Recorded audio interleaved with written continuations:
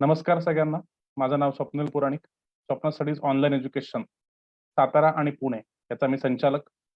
आणि गेल्या 8-9 वर्षांपासून स्पर्धा परीक्षांच्या टीचिंगच्या क्षेत्रामध्ये मी कार्यरत होतो.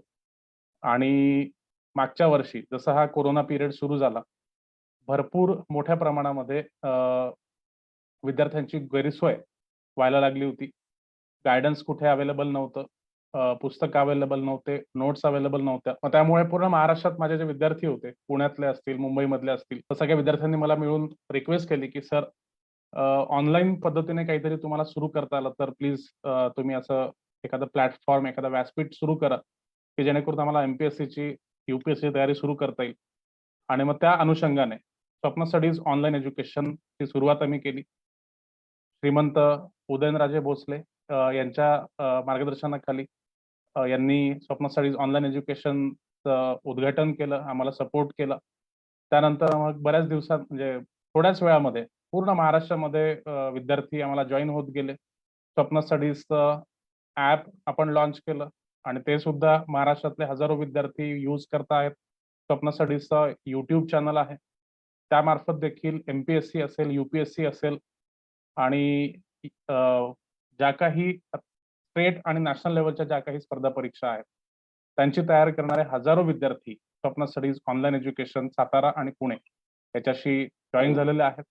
आणि या पद्धतीने आमचं हे कार्य सुरू आहे. त्यासोबतच एक आगळा वेगळा असा उपक्रम संपूर्ण जगामध्ये मराठी भाषेवर प्रेम करणारे मराठी भाषिक, मराठी बांधव कुठे कुठे वसलेले आहेत, या सगळ्यांचा म्हणजे अभ्यास करून या सगळ्यांशी संपर्क करून मराठी माणसांना, मराठी संस्कृतींना, मराठी कम्युनिटीला जोडण्याचं काम स्वप्न स्टडीज ऑनलाईन एज्युकेशन गेल्या वर्षभरापासून करत आहे.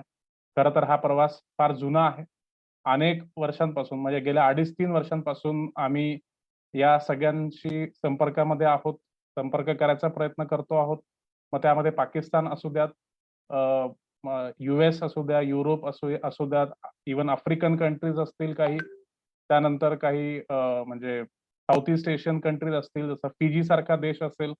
तर जगाच्या कानाकोपऱ्यात जिथे जिथे मराठी पाऊल पडलेलं आहे, जिथे जिथे मराठी माणूस वसलेला आहे आणि तो जगाच्या कानाकोपऱ्यामध्ये राहून कशा प्रकारे मराठी भाषेचं जतन करतो आहे, मराठी संस्कृतीचं जतन करतो आहे, तर याचा सगळ्यांचा अभ्यास करून, यांचा मागोवा घेऊन अनेक लोकांना जोडण्याचं काम स्वप्न स्टडीज गेल्या काही वर्षांपासून प्रयत्न करत होतं.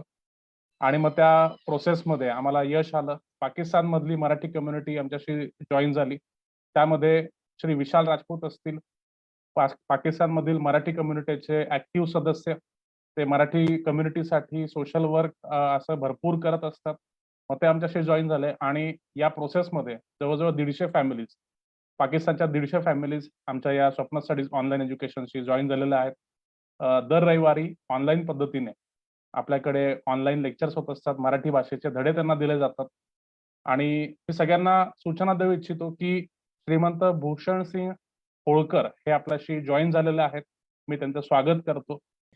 पाकिस्तानमधून बरेचसे आपले बांधव जॉईन झालेले आहेत, तर सरांचं स्वागत आपण करावं अशी मी तुम्हाला रिक्वेस्ट करेल. Please sir. छत्रपती शिवाजी महाराजांनी स्वराज्याचा पाया रचला आणि त्यासाठी असंख्य वीरांनी मोठे बलिदान देऊन ते स्वराज्य टिकवले. पुढे याच स्वराज्याचे मोठे साम्राज्य झाले. यासाठी श्रीमंत सुभेदार मल्हारराव होळकर यांनी मोठा पराक्रम करत आपला भगवा झेंडा पूर्ण हिंदुस्थानात नेला. तसाच वारसा राजमाता अहिल्यादेवी होळकर यांनी हिंदू संस्कृती टिकवून आणि स्वराज्याचा शिस्तबद्ध कारभार करून संबंध हिंदुस्थानात आपला आदर्श निर्माण केला. अशा इंदोरच्या पराक्रमी होळकर घराण्याचे थेट वंशज श्रीमंत भूषणसिंह राजे होळकर आजच्या कार्यक्रमासाठी इथे उपस्थित आहे. राजेसाहेबांविषयी सांगायचे झाले तर भूषणसिंह राजे पेशाने आर्किटेक्ट आहेत. संबंध हिंदुस्थान मधील विविध सामाजिक व सेवाभावी कार्यक्रमामध्ये ते सक्रिय असतात. तसेच समाजाच्या व देशाच्या विविध एकत्र येऊन स्थापन केलेल्या हिंदवी स्वराज्य महासंघ या संघटनेचे ते अखिल भारतीय युवा अध्यक्षही आहेत.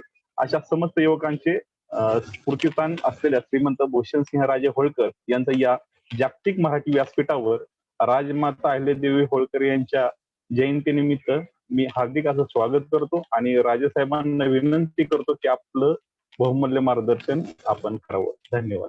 Is the volumes okay? आप Yes, सभी sir. को मेरी आवाज आ रही है? येस सर, आपला आवाज येतो आहे. आणि जसं की आपल्याला माहिती आहे की आपलं स्वप्न, पहिलं तर सर्वप्रथम मी तुमचं स्वागत करतो. स्वप्न स्टडीज ऑनलाईन एज्युकेशनचा हा जो एक कार्यक्रम आपण ऑर्गनाईज केला. पुण्यश्लोक अहिल्यादेवी होळकर यांची जयंती आपण साजरी करत आहोत आणि पाकिस्तानमधून मोठ्या संख्येने मराठी बांधव जॉईन झालेले आहेत. विशाल राजपूत हे मराठी कम्युनिटीचे ऍक्टिव्ह कार्यकर्ते आणि अनेक मराठी बांधव वेगवेगळ्या देशांमधून, पाकिस्तान असेल, बांगलादेश असेल, श्रीलंका असेल, म्यानमार असेल, US, बहरेन अशा अनेक देशांमधून अनेक मान्यवर जॉईन झालेले आहेत आणि मी तुमचं खूप खूप स्वागत करतो. आणि सगळे जे मान्यवर आहेत आणि जे पार्टिसिपंट्स आहेत हे खूप आतुरतेने वाट बघत आहेत आपल्या मार्गदर्शनपर भाषणाची. तर मी तुम्हाला विनंती करेल की आपलं जे मार्गदर्शन आहे ते आपण आम्हाला आम्हाला कृतकृत्य करावे मार्गदर्शन करून. Please sir. सबसे पहले तो मैं स्वप्न स्टडीज, जो हमारे महाराष्ट्र में सातारा स्थित जो एक संगठन है, संस्था है, उनका मैं तहे दिल से शुक्रगुजार हूँ कि उन्होंने मुझे ये मौका, ये अवसर प्रदान किया कि मैं आप सभी मेरे जो भाई हैं, जो पाकिस्तान में हो, बहरीन में हो और काफी सारे देशों में, पूरी दुनिया भर में आप सब फैले हुए हैं, आप सभी से रूबरू होने का, आप सभी से मुलाकात करने का इस ऑनलाइन माध्यम से जो इन्होंने हमें अवसर, जो मौका प्रदान किया, उसके लिए मैं इनका शुक्रगुजार हूँ। कल ही मेरी दिलीप पुराणिक जी से बात हुई थी, तो उन्होंने जब मुझे बताया कि विशेष रूप से पाकिस्तान में, पाकिस्तान का कराची हो या काफी सारे वहां के सूबे हैं, इलाके हैं, जहां पर हमारे मराठी भाई काफी सालों से, काफी पीढ़ियों से वहां पे बसे हुए हैं, तो इन सब लोगों को स्वप्न स्टडीज के माध्यम से अपनी भाषा, अपनी संस्कृति के बारे में जानकारियां दी जाती है, उन्हें पढ़ाया जाता है। तो मुझे बहुत ताजुब भी हुआ और मुझे आश्चर्य लगा और साथ ही मुझे फक्र भी महसूस हुआ कि पाकिस्तान में रहने के बावजूद या अन्य देशों में रहने के बावजूद, इतने सालों से, इतनी पीढ़ियों से अलग अलग देशों में रहने के बावजूद भी आप सभी लोगों को अपनी संस्कृति के प्रति, अपनी विरासत के प्रति जो सद्भावनाएं हैं या उसे जानने के लिए, उसे समझने की आपके इसमें मन में जो इच्छाएं हैं, ये सच में एक सराहनीय बात है। और वो इसलिए कि आप किस मुल्क में रहते हैं, आप क्या काम करते हैं, आप वहां पर कौन सी जुबान बोलते हैं, कौन सी भाषा बोलते हैं, ये सभी के बावजूद आपको अपने कल्चर के प्रति, अपने परंपराओं के प्रति, अपनी संस्कृति के प्रति जानने की जो इच्छाएं हैं, वे बेहद, मैंने आपके कई वीडियोस देखे यूट्यूब के माध्यम से हो या अलग अलग चीजों के माध्यम से हो। अभी यहाँ पे जिक्र हुआ कि विशाल राजपूत जी जो कराची में रहते हैं, मैंने रिसेंटली उनका एक वीडियो देखा तो मुझे ताजुब हुआ कि ये लोग कितने अच्छे तरीके से, मतलब इतनी सारी कठिनाइयों के बावजूद भी कितने बढ़िया तरीके से ये लोग वहां पे अपनी जो संस्कृति है उसको निभा रहे हैं। अब अगर अभी तो ये पाकिस्तान एक अलग देश बन चुका है, हिंदुस्तान एक अलग राष्ट्र है, बाकी की कई देशों में हमारे लोग हैं, कुछ व्यवसाय के कारण होंगे, कुछ और किसी कारणों से वहां पर अभी जाकर बसे हुए होंगे, कुछ पीढ़ियों से वहां पे बसे हुए हैं। लेकिन इन सब चीजों के बावजूद हमें एक चीज ध्यान रखनी चाहिए कि भारत हो या पाकिस्तान हो, पुराने जमाने में ये एक पूरा अखंड देश रहा था और इस देश के इतिहास में, इस देश का जो इतिहास है उसमें मराठों की जो अहमियत है, अब मैं यहाँ पे मराठा शब्द का जो प्रयोग कर रहा हूँ वो इस तरीके से कर रहा हूँ कि ये एक प्रदेशवाचक शब्द है, मतलब महाराष्ट्र से आने वाले, मराठी भाषा का उपयोग करने वाले जो भी लोग हैं उन्हें मैं यहाँ पे मराठा कहकर बुलाना चाहता हूँ। तो पूरे इस भारतवर्ष के इतिहास में, मतलब हिंदुस्तान हो या पाकिस्तान हो, अखंड भारतवर्ष जिसे हम उस जमाने में, या हिंदुस्तान हम जिसे कहते थे, तो इस देश के इतिहास में मराठाओं की बहुत बड़ी अहमियत रही। छत्रपति शिवाजी महाराज ने, मतलब आप सभी लोग महाराष्ट्र के कई हिस्सों से आपका ताल्लुक होगा, रिसेंटली मैंने जो एक वीडियो देखा था उसमें मैंने एक नाइक परिवार के बारे में कुछ उस वीडियोस में जानकारी दी गई कि वो किस तरीके से कराची में गणेश प्रतिमाएं बनाते हैं और उन प्रतिमाओं को गणेश चतुर्थी के दिन अपने जो हिंदू भाई बहन है उन लोगों को वो पहुंचाते हैं। तो ऐसे कई परिवार है, उसमें उन्होंने बताया कि हम बंबई से ताल्लुक रखते हैं, हमारे पुरखे पुराने जमाने में बंबई में रहते थे और व्यापार के कारण हम लोग आकर कराची में बसे। तो ऐसे कई परिवार वहां पे होंगे। तो आप सभी परिवार, मतलब ये अभी की बात हो गई, आपको, आपने एक दो पीढ़ियों की बातें बताई, मगर आप अगर इतिहास में जाकर पीछे देखेंगे तो आपको ये पता चलेगा कि छत्रपति शिवाजी महाराज के समय में भी मराठाओं का जो आरमार था, मतलब मराठाओं की जो नेवी थी, उस समय की जो मराठा नेवी थी, उसके माध्यम से आज का जो हिंदुस्तान है और जो पाकिस्तान है, इनके बीच में बड़े पैमाने पर व्यापार हुआ करता था। और कराची के जरिए हो या आपके वहां का जो बलूचिस्तान का जो एक बंदरगाह है उसके माध्यम से हो, अरब देशों के साथ में भी बड़े पैमाने पर व्यापार हुआ करता था। और इस व्यापार के लिए हमारे काफी सारे मराठा भाई बहन कराची में जाकर बसे हुए हैं। उसी के साथ साथ ये लोग पाकिस्तान के अन्य शहरों में भी बसे हुए हैं। तो ये बसाहटें जो है, इसका एक कारण ये भी हो सकता है कि जो व्यापार उस समय में हुआ करता था हिंदुस्तान में, उस वजह से आप लोगों का वहां पे जाना हुआ। इसी के साथ ही साथ आप अगर देखेंगे तो उसके बाद में जब मराठा साम्राज्य का जब विस्तार हुआ और छत्रपति शिवाजी महाराज ने जो ये सपना देखा था कि एक अखंड हिंदुस्तान हो और इस अखंड हिंदुस्तान में एक न्यायप्रिय राष्ट्र हो, कि जिस राष्ट्र में हर मजहब के लोगों को, हर भाषा बोलने वाले लोगों को अपनी अपनी संस्कृति, अपनी विचारधारा के साथ में उनका जो भी व्यवसाय है, उनका जो भी उनका कार्य है, वो पूरी ईमानदारी से कर सके, पूरे सम्मान के साथ कर सके। इस वजह से जो स्वप्न छत्रपति शिवाजी महाराज ने देखा था, उस स्वप्न को आगे बढ़ाने का और पूरे हिंदुस्तान में ले जाने का काम अगर किसी ने किया होगा उनके पश्चात, तो वे सूबेदार मल्हारराव होलकर होंगे, महादजी शिंदे होंगे, बड़ौदा के गायकवाड़ होंगे, नागपुर के भोसले होंगे। ऐसे कई सरदारों ने अपनी पूरी जान लगा दी कि ये जो अखंड हिंदुस्तान का जो छत्रपति शिवाजी का महाराज का जो सपना था, उस सपने को एक अच्छे तरीके से साकार किया जाए। और जब ये गतिविधियां चल रही थी तो हमारे मराठा लोगों का संपर्क, मतलब जो पहले सिर्फ गोदावरी के दक्षिण में, या आप ज्यादा से ज्यादा कह सकते हैं कि नर्मदा के दक्षिण तक हमारा अस्तित्व रहा था, तो हम लोगों का संबंध नर्मदा के उत्तर में दिल्ली के आगे पेशावर, पाकिस्तान तक हमारा संपर्क होने लगा। कई लड़ाइयां, कई मुहिम उस समय पर हुई। तो इन लड़ाइयों के माध्यम से भी हमारी सैनिक गतिविधियां सतलज, रीवा, इन नदियों तक हम लोग पहुंच गए। और जब ये हमारा आवागमन चालू हुआ उस समय में, तो लोगों की बसाहटें भी होना शुरू हुई, क्योंकि सिर्फ लड़ाइयों में ही लोग जाते थे ऐसा नहीं था, तो इनके साथ में व्यापारी लोग भी जाया करते थे, कम्युनिकेशंस डेवलप हुआ करते थे, और फिर इसके साथ साथ धीरे धीरे लोगों की बसाहटें होती थी। मैं थोड़ा ज्यादा डिटेल में नहीं जाना चाहूंगा यहाँ पे। तो हम अगर देखें कि इसके बाद में जब जो विस्तार हुआ, मतलब स्वराज्य का जो विस्तार साम्राज्य में किया गया, छत्रपति शाहू महाराज के कार्यकाल में होगा या सूबेदार मल्हारराव होलकर के कार्यकाल में होगा, तो इसके कई आयाम निकलकर सामने आए।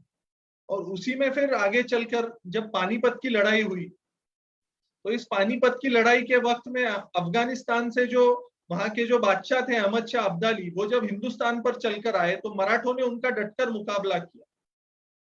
और इसके पूर्व मैं आपको बताना चाहूंगा कि आज के पाकिस्तान में जो अटक का किला है, मेरे हिसाब से आपका जो पेशावर सूबा है, उस पेशावर सूबे में शायद ये अटक का किला आता है।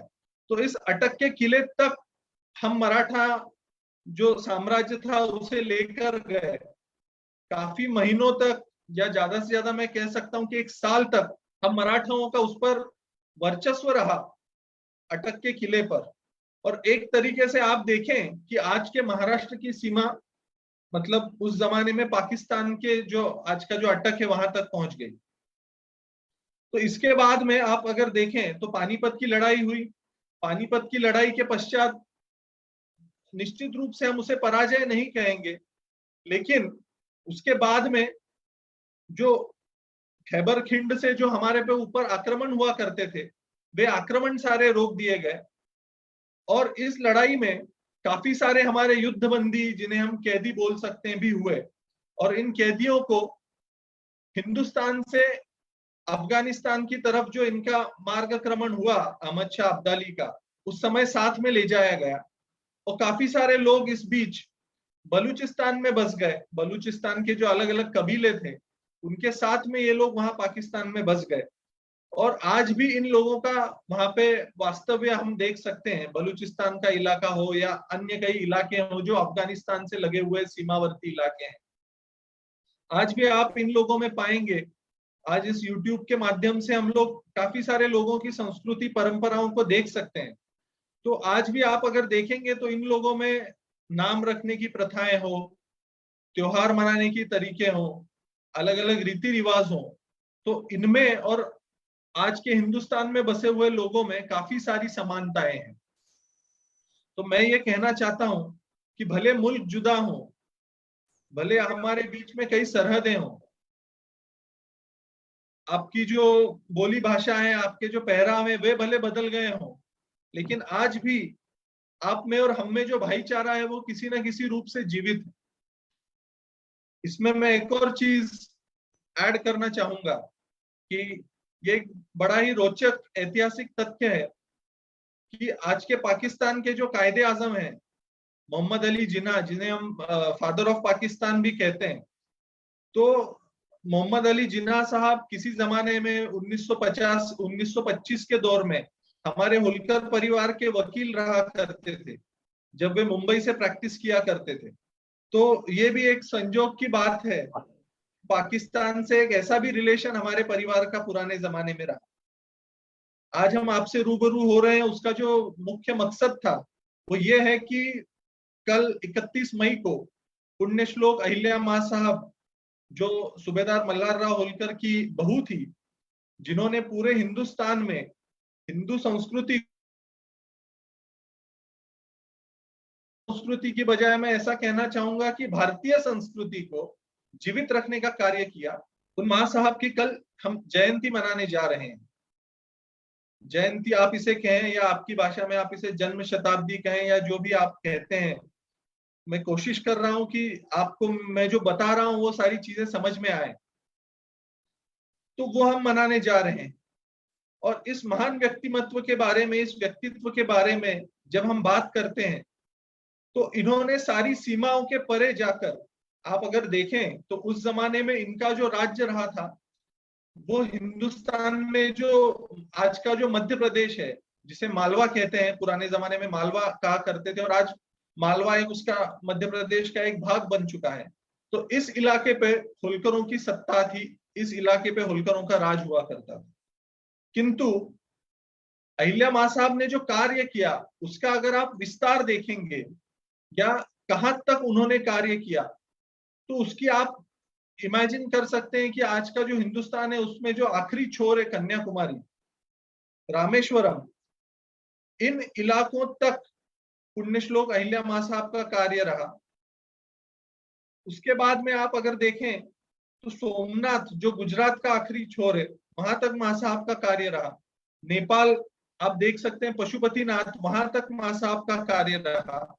और मैं आपको बताना चाहता हूं, और मुझे बहुत गर्व महसूस होता है कि आज का जो कराची है पाकिस्तान का, उस कराची में भी एक आध मंदिर मां साहब ने उस समय पे बनवाया था।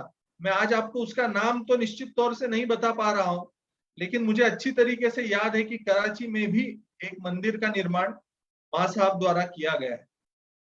तो ऐसे महान व्यक्तित्व ने, और इन्होंने सिर्फ मंदिर नहीं बनवाए थे, इन्होंने लोगों के उपयोग के हेतु, लोगों को जिन चीजों की उनके गुजारिश के लिए जो जरूरतें पड़ती है, जैसे बावड़ियों का निर्माण हो, तालाबों का निर्माण हो, नदियों पर घाट उन्होंने बनवाए, तो इन सारी चीजों के माध्यम से उन्होंने बड़े पैमाने पर आप सभी लोगों के लिए, हमारे लिए एक बहुत ही उपयोगी कार्य कर रखा था।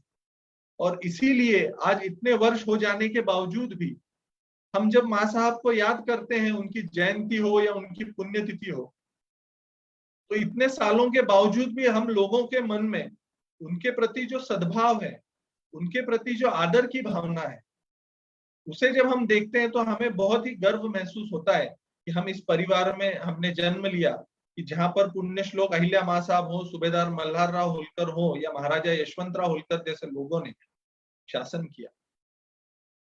तो इन शॉर्ट में आप सबको एक ही चीज बताना चाहूंगा कि जब छत्रपति शिवाजी महाराज ने ये सपना देखा तो उन्होंने किसी भी कौम या किसी भी मजहब के खिलाफ इस सपने को नहीं देखा था।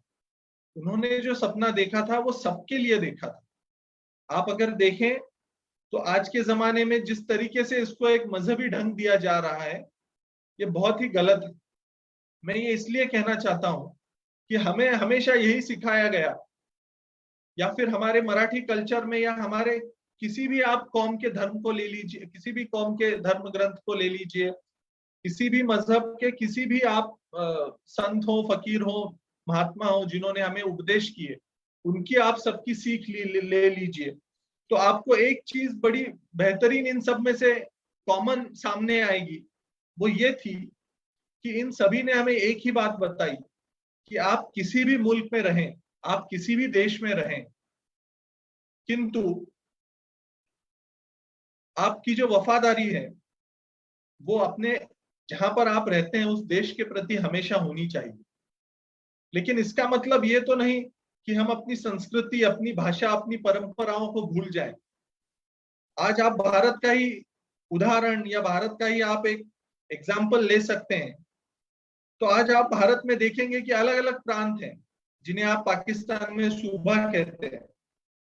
तो इन अलग अलग प्रांतों की अलग अलग बोली भाषाएं, अलग अलग संस्कृतियां हैं, कई धर्मों के लोग आज हमारे देश में रहते हैं, लेकिन इतनी विविधताओं के बावजूद भी आज हम एक राष्ट्र के तौर पर मजबूती से खड़े हैं। तो इन सभी माध्यम से मैं बस आपको यही कहना चाहता था कि आप किसी भी मुल्क में रहें, आप उसके प्रति वफादार रहें, साथ ही साथ आप अपनी संस्कृति को, अपनी परंपराओं को, अपनी बोली भाषा को, अपनी जुबान को किस तरीके से उसे सहेज कर रखें, किस तरीके से उसका विकास हो, अपनी आने वाली पीढ़ियों को आप उसे कैसे पास ओवर करें, इसके लिए भी आपको प्रयास करना चाहिए। और मुझे सच में बेहद आनंद होता है जब मैं देखता हूं तो आप लोग वहां पर गणेश चतुर्थी मनाते हुए, मुझे कई सारे वीडियोस में मैंने आप लोगों को देखा, आप लोग वहां पे दिवाली मनाते हैं, कई मंदिर वहां पे जहाँ पे पूजा वगैरह होती है आप लोगों के माध्यम से। और इसी के साथ साथ में सबसे आश्चर्य की बात तो ये है कि आप लोग जिस तरीके से आज इस स्वप्न स्टडीज के माध्यम से जो मराठी सीखने का प्रयास कर रहे हैं, ये एक सच में सराहनीय बात है कि आप अपनी भाषा समझना चाहते हैं, सीखना चाहते हैं। और ये बेहद जरूरी है दोस्तों, वो इसलिए कि आपको अगर अपनी इस विरासत को जीवित रखना होगा, क्योंकि जिसे अपना अस्तित्व मालूम है, जिसे अपना इतिहास मालूम है, वही अपना भविष्य बना सकता है।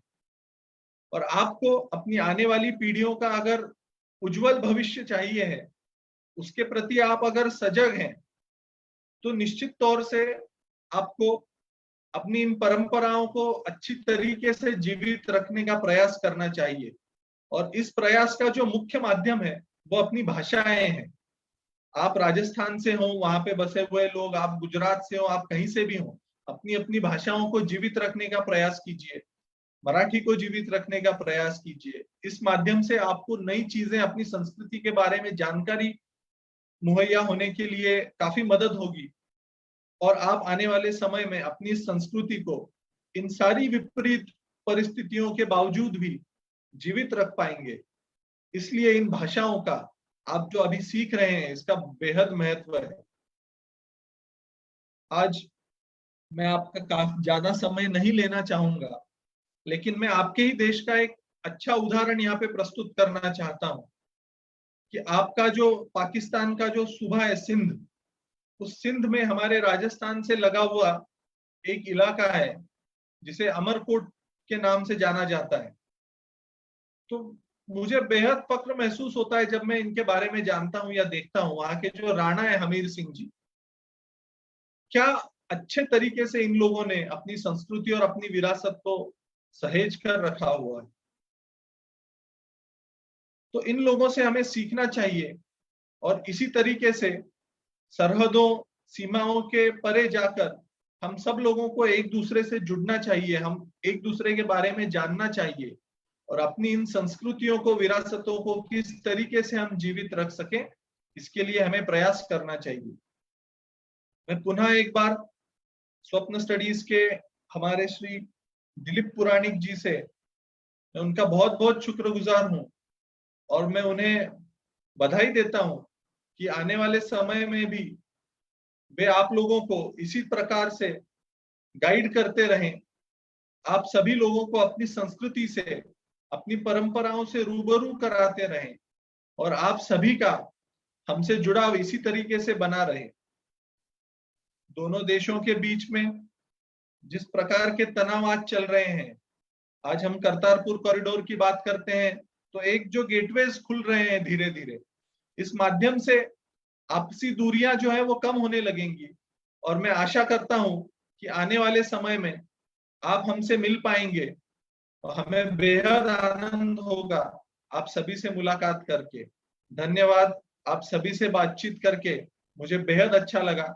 आपके कुछ प्रश्न हो, आपके कुछ सवाल हो तो आप 5 मिनट मुझसे पूछ सकते हैं and then will leave. Thank you.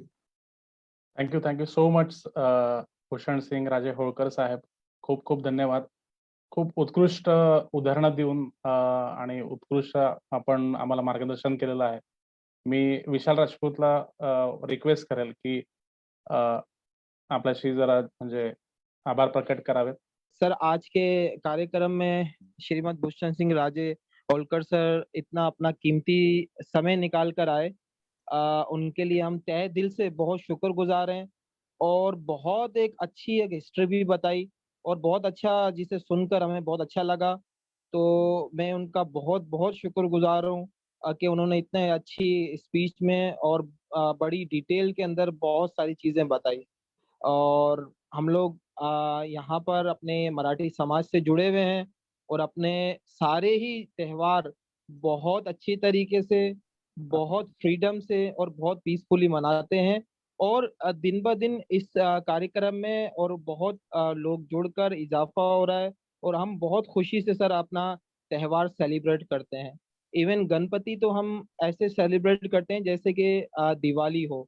तो आप सब लोग को जानकर ये बहुत खुशी होगी कि हम अपना यहाँ त्योहारों में बहुत अच्छी तरीके से पार्टिसिपेट करते हैं, बहुत अच्छी तरीके से मनाते हैं और स्वप्नल स्टडीज के हम बहुत बहुत शुक्रगुजार हैं कि जिस तरीके से ये ऑनलाइन क्लासेस शुरू हुई है 74 ईयर्स के बाद, स्वप्नल स्टडीज और उनकी पूरी टीम के हम शुक्रगुजार हैं सर कि इन्होंने हमारे कल्चर को प्रमोट करने में, मराठी कल्चर और लैंग्वेज को प्रमोट करने के लिए हमारे से जुड़े। तो हम उनके बहुत बहुत शुक्रगुजार हैं सर आपकी स्पीच सुनकर और आप इतना टाइम निकाल के यहाँ आए, हम आपके बहुत बहुत शुक्रगुजार हैं। Thank you sir.